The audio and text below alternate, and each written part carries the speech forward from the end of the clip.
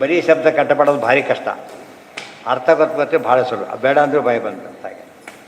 ಯಾವಾಗಲೂ ಕೂಡ 16 ವರ್ಷದವರೆಗೂ ಕೂಡ ಮೆಕ್ಯಾನಿಕಲ್ಲಾಗಿ ಕಂಠಪಾಠ ಮಾಡೋಕ್ಕೆ ಬರುತ್ತೆ, ಆಮೇಲೆ ಮಾಡೋಕ್ಕೆ ಬರೋದಿಲ್ಲ. ಅರ್ಥ ಆದರೆ ಮಾತ್ರ ಅದು ಇದಕ್ಕೆ ಚೆನ್ನಾಗಿ ಬರುತ್ತೆ. ಅರ್ಥ ಆಗಿಬಿಟ್ರೆ ಹಾಗೆ ಬರುತ್ತೆ.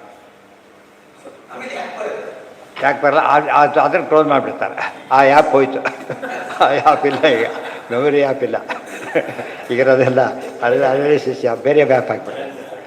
ನಮ್ಮ ದೇಹ ಕಂಪ್ಯೂಟರ್ ಇದ್ದಾಗೆ ತಾನೆ, ಒಂದೊಂದು ಕಾಲಕ್ಕೆ ಆ್ಯಪ್ ಕೊಡ್ತಾರೆ. ಮಕ್ಕಳಿಗೆಲ್ಲ ಯಾವ ಆ್ಯಪ್ ಕೊಟ್ಟಿರೋದಿಲ್ಲ, ಇದು ಕೂಡ ಒಂದೊಂದು ಆ್ಯಪ್ ಕೊಡ್ತಾ ಬರ್ತಾರೆ. ಮಾತು ಬಂತು, ನಿಲ್ಲೋದು ಬಂತು, ರಿಲೀಸ್ ಮಾಡ್ತಾ ಹೋಗ್ತಾರೆ. ಗೊತ್ತಾಯ್ತಾ? ಭಾರಿ ಬುದ್ಧಿ. ಅದು ಕೊನೆಯ ರಿಲೀಸ್ ಆಗ್ಬೇಕಾದ್ರೆ ಧಿಯೋ ಯೋನ ಪ್ರಚೋದನೆ, ಬುದ್ಧಿ ಅಲ್ಟಿಮೇಟ್. ಅಲ್ಲಿಂದ ಮುಂದೆಲ್ಲ ಸ್ವಂತ ಯೋಚನೆ ಮಾಡೋಕ್ಕೆ ಬರೋದು. ಬ್ರಹ್ಮ ಸರ್ವಶಕ್ತೇಕಂ ಸುಪ್ರೇಷ್ಠಂ. ಕೊನೆಯೇ ಬಂತೀಗ. ಯಶೋಚ್ಯೋಥ ಸಮೋ ವಾ ಕಶ್ಚಿನ್ನೈವಾಸ್ತಿ ಅನಂತ ಸಚ್ಛಕ್ತೇ ತಂ ವಂದೇ ಪರಮೇಶಂ ಪ್ರೇಯಾಂಸಂ ಪ್ರೇಯಸಶ್ಚ ಮೇ ವಿಷ್ಣುಂ. ಪರಮೇಶ ಅಂತ ಯಾಕೆ ಹೇಳಬೇಕಾಗಿತ್ತು? ಪರಮಾಯಾ ಈಶಃ ಪರಮೇಶಃ, ಲಕ್ಷ್ಮೀಪತಿ ಅಂತ ಅರ್ಥ. ಪರಮಾಯಾ ಈಶ ರಮ ಅಥವಾ ಪಶ್ಚಾಸೌ ರಮೇಶಶ್ಚ, ಪಶ್ಚಾಸೌ ರಮೇಶಶ್ಚ. ಅಂದರೆ ಪಾಲಕ, ರಮಾದೇವಿ ಪತಿ ಅಥವಾ ಪರಮಾಯಾ ಪಾಲಕ. ಪರಮ ಅಂದ್ರೇನು? ಸರ್ವಶ್ರೇಷ್ಠರು, ಉಳಿದವರೆಲ್ಲರಿಗಿಂತ ಸರ್ವಶ್ರೇಷ್ಠರು. ಪರಮಾಯಾ ಈಶಃ ಪರಮೇಶಃ. ಶ್ರೇಯಾಂಸಂ ಪ್ರೇಯಸಶ್ಚ ಶ್ರೀ ವಿಷ್ಣು. ಪ್ರೇಯಾಂಸಂ ಪ್ರೇಯಸ್, ಬೇಕಾದ ಯಾವ ಪದಾರ್ಥಕ್ಕಿಂತ ಹೆಚ್ಚು ಬೇಕಾದವರು ಯಾರು ಅಂದರೆ ಅವರೇ. ಅದಕ್ಕೆ ದೇವರು ಯಾರ್ಯಾರಿಗೆ ಏನೇನೋ ಕೊಟ್ಟ. ರಾಮದೇವ್ ಏನೇನು ಕೊಟ್ಟರು ಹೋಗಬೇಕಾದ್ರೆ? ಮುಂಚನ್ಮಹೀಂ ನಿತ್ಯ ನಿಷೇವಣಾರ್ಥಂ ಸ್ವಾತ್ಮಾನಮೇವೈಷ ದದೌ ಯದಸ್ವ. ತಂದೆ ಕೊಟ್ಬಿಟ್ರು ಅಂತ ಹೇಳ್ತಾರೆ. ಇವ್ರು ಏನು ಮಾಡ್ತಾರೆ? ಮೂಲ ರಾಮದೇವ್ರನ್ನೇ ಕೊಟ್ಟರು ಅಂತ ಆ ರೀತಿ ಹೇಳ್ತಾರೆ. ಅನ್ವಯ ಮಾಡೋದು ತಪ್ಪೇನು? ಗಲಾಟೆ ಶುರುವಾಗಿದ್ದಿಲ್ಲಲ್ಲ ಆಗ, ಅದರಿಂದ ನಡಿ. ಆಮೇಲೆ ಗಲಾಟೆ ಶುರುವಾಯಿತು. ಯಾರಿಗೆ ಕೊಟ್ಟರು ಅಂತ ಸಮಸ್ಯೆ ಬರೋದು. ಅಲ್ಲೇನಿಲ್ಲ ಗಲಾಟೆ. ಅದು ಮುಗಿದ ಮೇಲೆ ಆಚಾರ್ಯ ಗ್ರಂಥ ಇದು ಕೊನೆ ಮಂಗಳ ಶ್ಲೋಕ ಆಯ್ತೀಗ. ಇದಕ್ಕೆ ಸಾಮಾನ್ಯವಾಗಿ ಆಚಾರ್ಯರು ಚಿಕ್ಕ ಗ್ರಂಥಕ್ಕೆ ಇಷ್ಟು ದೊಡ್ಡ ವಿಷಯ ಹೇಳಿದ್ರು ಒಂದಕ್ಕೇನೆ. ತೈತರು ಬಿಟ್ಟು ಚಿಕ್ಕದು, ಉಳಿದು 3ರಲ್ಲೂ ಹೇಳ್ತಾರೆ. ಇದು ಚಿಕ್ಕದು 7 ಒಟ್ಟಿಗೆ ಸೇರಿಸಿ ಹೇಳಿದ ಲೆಕ್ಕ. ಈಗ 7 3 7 + 3. ಹಾಂ. ಯಸ್ಯ ತ್ರೈಣ್ಯುಜಿತಾನಿ ವೇದವಚನೆ ರೂಪಾಣಿ ದಿವ್ಯಾನ್ಯಲಂ ಭಕ್ತದರ್ಶತಮಿತ್ತಮೇವ ನಿಹಿತಂ ದೇವಸ್ಯ ಭರ್ಗೋ ಮಹತ್ ವಾಯೋ ರಾಮವಚೋ ನಯಂ ಪ್ರಥಮಕಂ ಪೃಕ್ಷೋ ದ್ವಿತೀಯಂ ವಪುಃ ಮಧ್ವೋ ಯತ್ತು ತೃತೀಯಕಂ ಕೃತಮಿದಂ ಭಾಷ್ಯಂ ಹಿ ತೇನ ಪ್ರಭೌ. ಯಾರು ನೀವು ಬರೆದವರದ್ದು ಪ್ರಶ್ನೆ ಬಂದರೆ, ಯಾರಿಗೆ ತ್ರೀಣಿ ಉಚಿತಾನಿ ವೇದವಚನೆ ರೂಪಾಣಿ ಯಾರಿಗೆ 3 ರೂಪಗಳಿವೆ ಅಂಥೇಳಿ, ದಿವ್ಯವಾದ ರೂಪಗಳಿವೆ ಅಂಥೇಳಿ ಗೊತ್ತಾಯ್ತು. ವೇದವಚನ ಇದೆಯಲ್ಲ, ವೇದಗಳು ಹೇಳಿವೆಯಲ್ಲ, ಅಂಥ ವಾಯುದೇವರೇ ನಾವು. ಫಸ್ಟ್ ವಾಯುದೇವರೇ ನಾವು. ಎರಡನೇದು ಅಂದರೆ ತಮ್ಮ ಐಡೆಂಟಿಫಿಕೇಷನ್ ಪ್ರೂಫ್ ಕೊಡಬೇಕು. ಪ್ರೂಫ್ ಕೊಡದೆ ಹೋದ್ರೆ ಇಲ್ಲ. ಪ್ರೂಫ್ ಯಾವುದೀಗ? ವೇದವಚನೆ ಅಂತೇಳಿ. ವೇದವಚನ ಮತ್ತು ಎರಡರ್ಥ ಮಹಾಭಾರತಲ್ಲೂ ಬಂದಿದೆ. ಆದ್ದರಿಂದ ಅವೇದವಚನೆ ಅಪಿ ಎಷ್ಟೇ ತಿಂಡಿ ತಾನೇ ವೇದ ಸದೃಶ ವಚನೆ, ಅವು ಕೂಡ ವೇದ ತಾನೆ, ಪೌರುಷೇಯ ವೇದ, ಅದರಲ್ಲೂ ಬಂದಿದೆ. ರೂಪಾಣಿ ದಿವ್ಯಾನ್ಯಲಂ, ದಿವ್ಯಾನಿ ಅವಳಿಗೆ ಆಚಾರ್ಯ ರೂಪಗಳು ದಿವ್ಯ ಅಂತ ಹೇಳಿದ್ದರಿಂದ ಮಧ್ವವಿಜಯದಲ್ಲಿ ಆಚಾರ್ಯ ಪೂರ್ತಿ ಅವ್ರ ಆಕೃತಿ ಹಾಕಿ ಚಿಂತನೆ ಮಾಡಬೇಕು. ದಿವ್ಯ ಅವರೇ ಹೇಳಿದ ಮಧ್ವವಿಜಯ, ಅವರದೇ ಮಧ್ವವಿಜಯ ದಿವ್ಯವಾದದ್ದು. ಅವತಾರ ದಿವ್ಯ, ಓಡಾಟ ದಿವ್ಯ, ಮಾತು ದಿವ್ಯ, ಗಮನಾಸರ ಸಂಖದಾದಿ ಲೀಲಾ ಪ್ರತಿಮಾತ್ರೇಣ ಭವಾಪವರ್ಗದಾತೆ, ಆಲ್ ಡಿವೈನ್. ಆ ಕ್ವಾಲಿಟಿ. ಈ ಬಂಗಾರದ ಸರಕ್ಕೆ ಹಿತ್ತಾಡಿ ಹುಕ್ಕಾಕ್ತಾರ.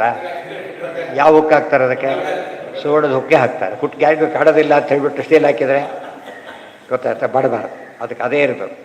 ಮಧ್ಯೆ ಲಿಂಕ್ ಮಾಡ್ಬೇಕಾದ್ರೆ ಲಿಂಕ್ ಚೈನು ಹೇಗೆ ಮಾಡ್ತಾರೆ? ಸುವರ್ಣದಲ್ಲೇ ಮಾಡ್ತಾರೆ. ಅದಕ್ಕೆ ಸುವರ್ಣದಲ್ಲಿ ಏನೇ ಚಕಾರ ತುಕಾರ ಲಿಂಕ್ಗಳು ಅವು ಕೂಡ ಸುವರ್ಣನೇ. ಅದಕ್ಕೊಂದು ಅರ್ಥ ಇರಲೇಬೇಕು. ಇದಕ್ಕೂ ಅರ್ಥ ಆಗಿರಲೇಬೇಕು. ಅದೇ ದಿವ್ಯ. ದೇವರ ಕರ್ಮ ದಿವ್ಯ, ಇದು ದಿವ್ಯ. ಅವ್ರದ್ದು ಸೂಪರ್ ದಿವ್ಯ, ಇವ್ರದ್ದು ದಿವ್ಯ. ಸಾರ ಅಲ್ಲಿದೆ ದೇವ್ರ ಬಗ್ಗೆ ಹೇಳಿದಾಗ ಒಂದು ಸ್ಟೆಪ್ ಮೇಲೆ ಹೋಗ್ಬಿಡೋದು ತಕ್ಷಣ.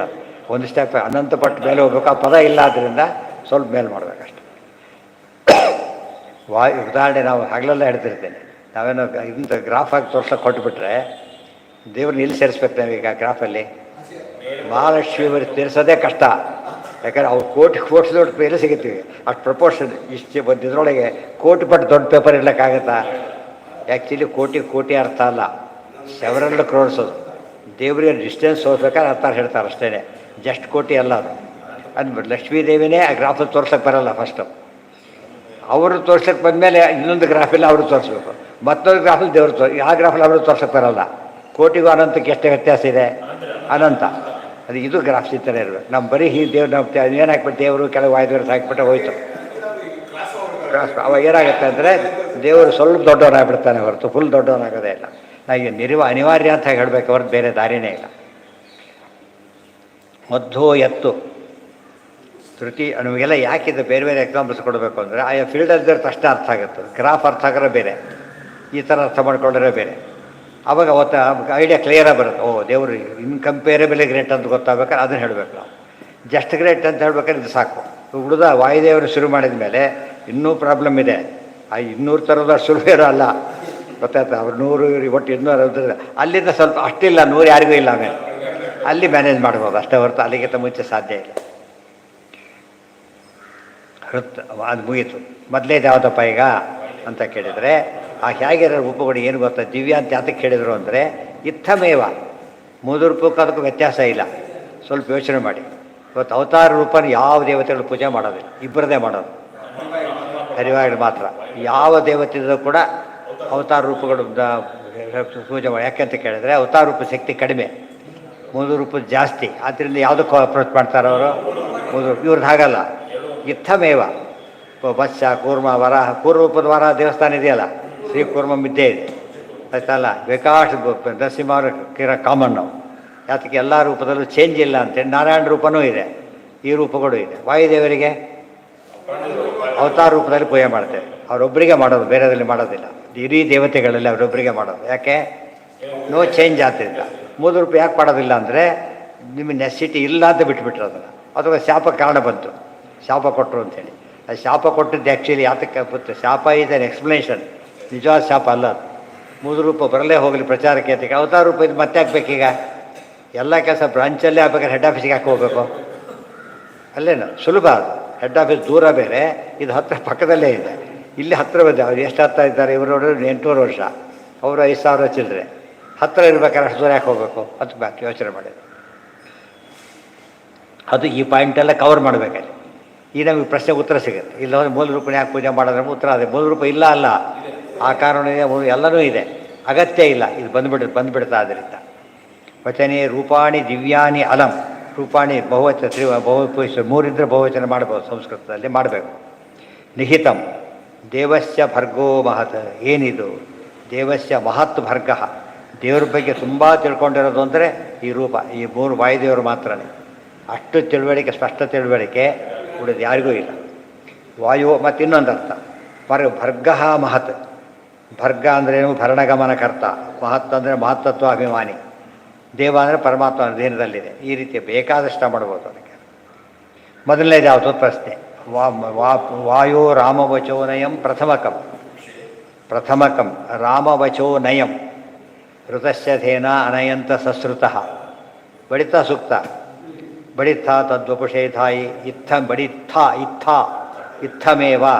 ಮೂಲ ರೂಪದಂತೆಯೇ ಆ ಪದನಲ್ಲಿಟ್ಟಿದ್ದಾರೆ. ಇತ್ತ ಇತ್ತಮೇವ. ಅದಕ್ಕಿಲ್ಲಿ ಹೇಳ್ತಾರೆ ಋತಸ್ಯ ಧೇನ ಅಂದರೆ ದೇವಸ್ಯ, ಪರಮಾತ್ಮ ರಾಮರೂಪದ ಮಾತುಗಳನ್ನು ಅನಯತ್ ರಾಮವಚೋ ನಯಂ. ಅಲ್ಲಿ 2 ಅರ್ಥ ಮಾಡಬೇಕು. ರಾಮಂ ಪ್ರತಿ ಸೀತಾವಚ, ಸೀತಾಕೃತಿ ವಚಃ ನಯಂ. ಅದೇ ರೀತಿ ಸೀತಾಂ ಪ್ರತಿ ರಾಮವಚಃ ನಯಂ. ಇಬ್ಬರು ಮಾತನ್ನು ಇವ್ರಿಗೆ ಅವ್ರಿಗೆ ಮುಟ್ಸೋದ್ರಿಂದ 2 ಕೆಲಸನೂ ಮಾಡಿದವರು. ಅಂಗದಾದಿಗಳು ಹೋಗಿದ್ರೆ 1 ಕೆಲಸ ಆಗ್ತಿತ್ತು ಅಷ್ಟೇ. ಅದು ಗ್ಯಾರಂಟಿ ಇರಲಿಲ್ಲ. ನಿಹಿತಂ. ಎರಡನೇದು ಪ್ರಥಮ, ಇದು ಮೊದಲನೇ ಅವತಾರದ ಎಲ್ಲ ಹೇಳಲಿಲ್ಲ, ಒಂದು ಇಂಪಾರ್ಟೆಂಟ್ ಹೇಳಿಬಿಟ್ರು. ಯಾವುದು? ಅದು ಯಾಕೆ ಅದೊಂದು ಹೇಳಬೇಕಾಗಿತ್ತು ಅಂದರೆ ಉಳಿದವ್ರು ಯಾರೂ ಮಾಡೋಕ್ಕಾಗಲ್ಲ, ಒಪ್ಕೊಂಡಾಗಿಬಿಟ್ಟಿದೆ. ಹರ್ರಕ್ಕೆ ಬರೋದಿಲ್ಲ ಅವರಿಗೆ. ಅನನ್ಯ ಸಾಧ್ಯ ಕಾರಣ ಅದು. ಅನನ್ಯ ಸಾಧ್ಯ, ಅನನ್ಯ ಕಾರಣ ಅಂತ ತೋರಿಸೋದಕ್ಕೋಸ್ಕರ ರಾಮ ವಚೋನಯಂ ಅಂತ ಕರೆದು ಆಜ್ಞಾಂ ಅನ್ಯೈರಧಾರ್ಯ. ಅವ್ರು ರಾಮದೇವರು ಆಜ್ಞೆ ಮಾಡಿ ಕಳಿಸಿದ್ರು, ಆಯ್ತಾ? ಉಳಿದವ್ರಿಗೆ ಆಗಲಿಲ್ಲ. ಸೊ ಭಾಷ್ಯನೂ ಹಾಗೆ, ಅವ್ರ ಗ್ರಂಥಗಳೆಲ್ಲ ಹಾಗೆ. 3 ಅವತಾರದವರು ಮಾಡಿದ್ದೆಲ್ಲ ಎಂಥ ಕೆಲಸ? ಯುನೀಕ್ ಆಗಿರೋ ಕೆಲಸಗಳಾದ್ದರಿಂದ ಒಂದು ಹೈಲೈಟ್ ಮಾಡಿದರು. ಪ್ರಥಮ ಕ್ರಮ. ಹಾಂ ಪೃಕ್ಷೋ ದ್ವಿತೀಯಮ್ಮು. ಎರಡನೇದೇನು? ಪೃಕ್ಷ. ಪೃಕ್ಷ. ಪೃತ್ ಅಂದರೆ ಪೃತನ. ಪೃತನ ಅಂದರೆ ಸೇನೆ. ಕ್ಷ ಅಂದರೆ ಕ್ಷಯ ಮಾಡಿಸಿತ್ತು. ಶತ್ರುಗಳ ಸೇನೆಯನ್ನು ಅತಿ ಹೆಚ್ಚು ನಾಶ ಮಾಡಿದವರು ಇಬ್ಬರು. ಒಬ್ಬ ಕೃಷ್ಣ ಅಲ್ಲಿ ಭೀಮಸೇನ ದೇವರು, ರಾಮ ಹನುಮಂತ. ಆದ್ದರಿಂದಾಗಿಯೇ ಪೃಕ್ಷ ಅಂತವ್ರ ಹೆಸರು.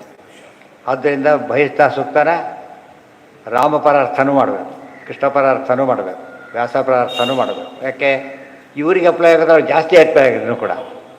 ಇವರಿಗೆ ಪೃಕ್ಷ ಅಂತ ಹೇಳಿದರೆ ಲೆಕ್ಕ ಹಿಡಿದಾರೆ ಇಷ್ಟು ಅಂತ ಹೇಳಿಬಿಟ್ಟು ಸುಮ್ಮನೆ ಇದನ್ನೇ ತೊಗೊಬೇಡ, ಸಾಕು ಉಳಿದ್ಬಿಟ್ಟು ಬೇಡ.